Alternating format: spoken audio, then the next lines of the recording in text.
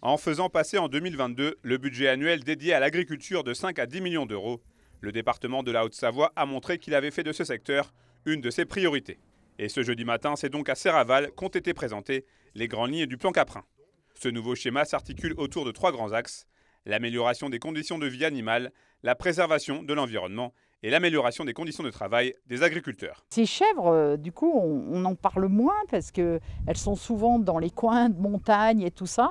Elles jouent un rôle de biodiversité dans les alpages qui est indiscutable. Et donc, du coup, ces éleveurs, en transformant le lait, ils ajoutent une plus-value et c'est hyper important pour eux, pour en vivre. On a besoin d'entretenir cette montagne. Les exploitants, ces chevriers, ces moutonniers, aujourd'hui on est sur les chevriers, ont vraiment besoin d'un plan pour les accompagner. En Haute-Savoie, près de 7000 chèvres composent la filière caprine, qui comprend une centaine d'exploitations sur l'ensemble du territoire.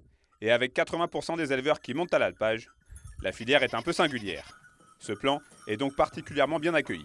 Ça nous permet de maintenir un appui technique auprès des éleveurs, parce qu'on a beaucoup d'éleveurs qui s'installent, de jeunes qui s'installent hors cadre familial, et ça permet de pouvoir maintenir du conseil fromager, du conseil technique auprès de ces éleveurs, et c'est très important parce qu'on a une filière qui est quand même assez technique, assez pointue. Il faut être à la fois producteur, transformateur et commercialisateur, donc ça nécessite d'avoir un savoir-faire assez pointu et de pouvoir maintenir un accompagnement auprès des éleveurs, c'est vachement important pour notre filière. Situé à 1100 mètres d'altitude dans les hauteurs de Serraval, l'alpage des Frênes est l'exemple même des structures auxquelles s'adresse ce plan Caprin. Se sentir soutenu, que ce soit financièrement ou des fois moralement, oui, ça aide. Ouais.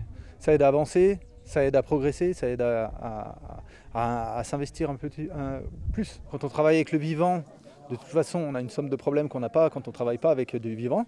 Donc après, c'est vrai qu'il y a un petit peu une course au terrain, il y a un changement climatique qui est là et qui n'est plus à relativiser, en fait, qui est présent. On a des manques d'eau, on a la présence du loup aussi qui est quand même assez contraignante.